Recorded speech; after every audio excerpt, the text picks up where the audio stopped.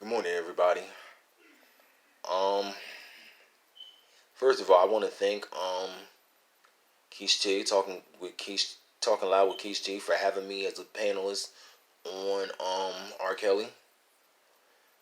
It's interesting. I'm gonna be honest and tell you that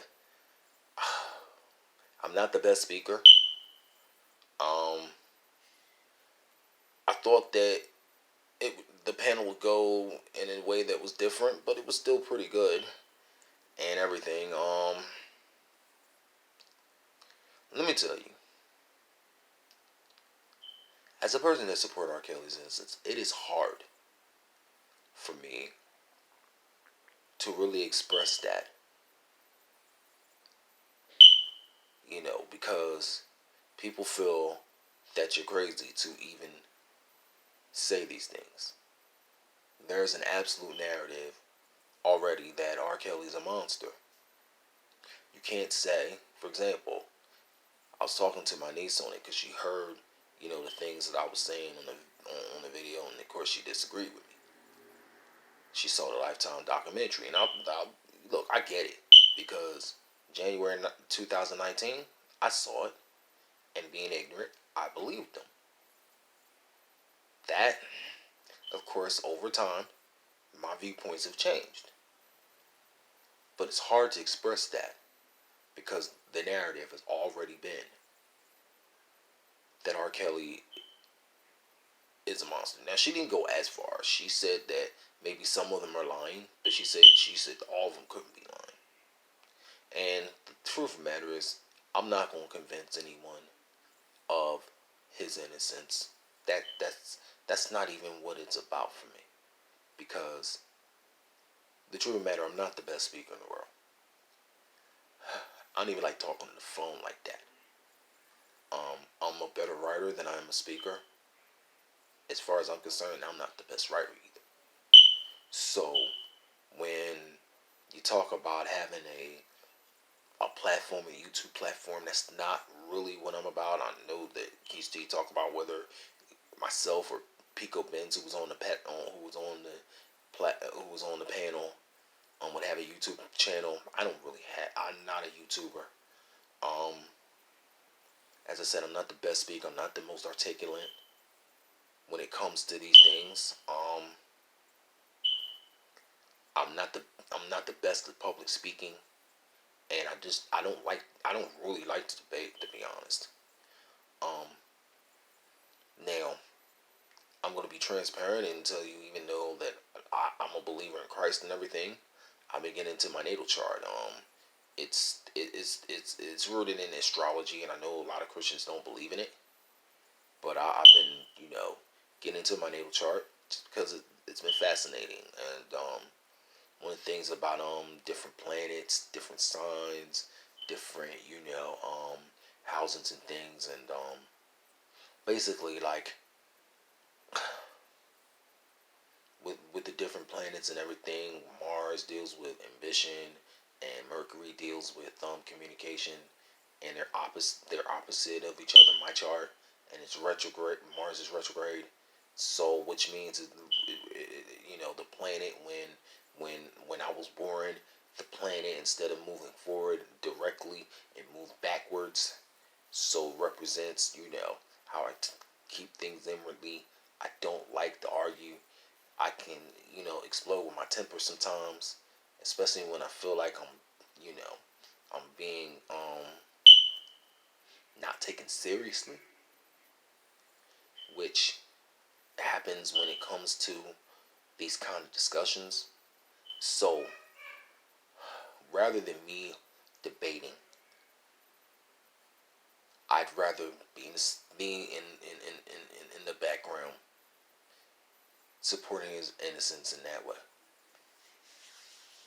So a lot of people say, well, why did you go on the platform?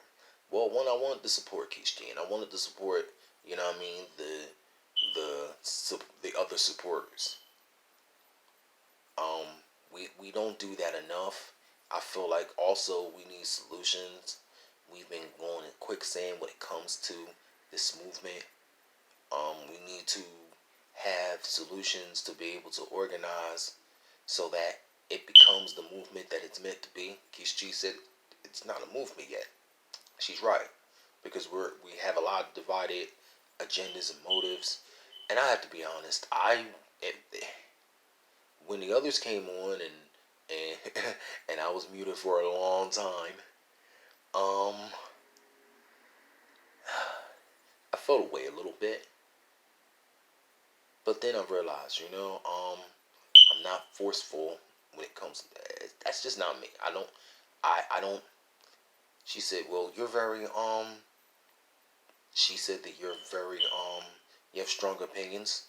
I'm not a forceful individual when it comes to that kind of thing. I'm actually very quiet. I'm to myself, believe it or not, you know. But I made these commentaries to basically express my viewpoint, you know, and just express it, because it's hard for me to do that, you know. I tend to try to be agreeable. It's hard for me to because you know what happens. This R. Kelly thing divides families. You know, if you support him, you could. I was called victim shaming, and y'all know what I've said. I was molested when I was 9 and 11, so I wouldn't want to, what I mean, have my testimony shamed. But then at the end of the day, it's what I live with, and I don't.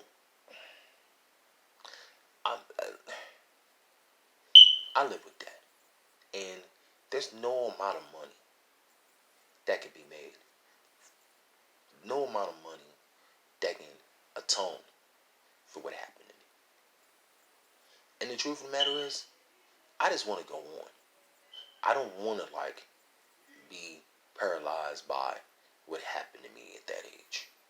I made a lot of other choices in life that I regret, and I don't use me being what happened at that time as a reason for what happened.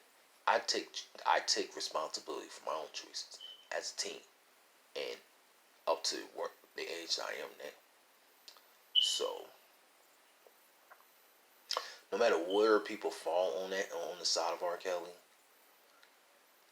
I just feel like that it is it I it's just hard for me to articulate my points of view. You know, people just don't feel as logical that I would support someone with all these different charges and everything. That I'm brainwashed, that I'm victim shaming and everything. And a lot of that has to shut you up, because if you have people thinking logically that they do lie, and that it's easy to lie on R. Kelly, because if his accountants are paying NDAs and going to lawyers and are willing to pay NDAs just so they can do what they're doing. And like I said, my niece basically said, well, they were afraid that R. Kelly would lose it. Wait, so this is what I need asked. If R. Kelly and was an enterprise and whatever, and even if they did these things because they were afraid to lose their jobs, why are only two other people, and their charges are not even that strong? Why are they not up for it being with underage? You know what I mean? Um, Being with underage people. R. Kelly's the only one that was doing it. If he was doing it,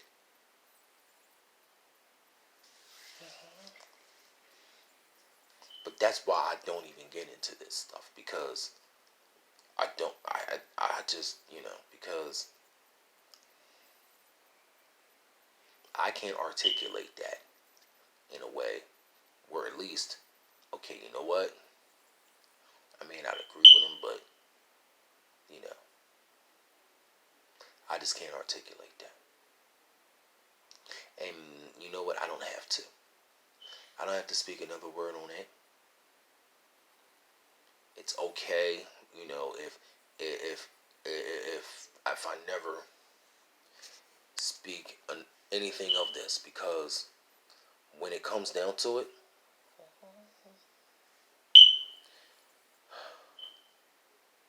the thing that upsets me more than anything about this is sexual sex offenders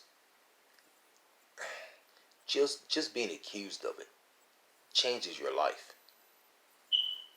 It's a scarlet letter on them, and even when they're acquitted or vindicated, there's still gonna be people that say where there's smoke, there's fire, and so since that's true with how people's mindsets are, again, it's just hard for me.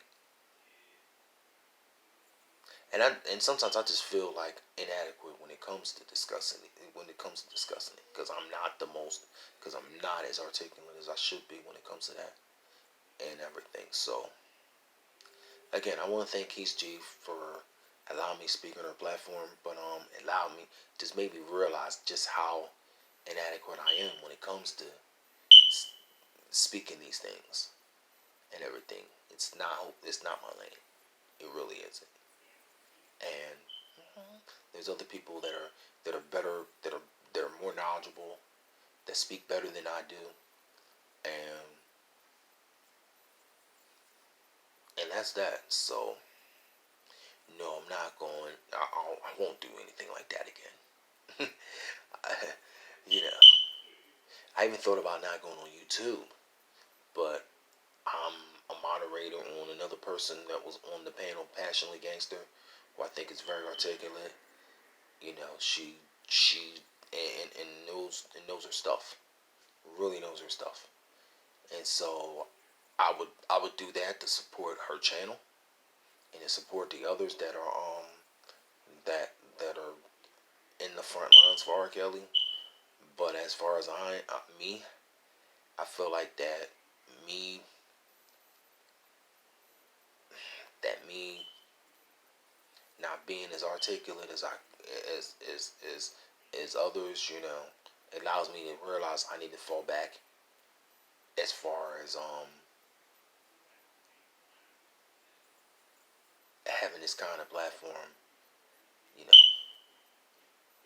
and that's that.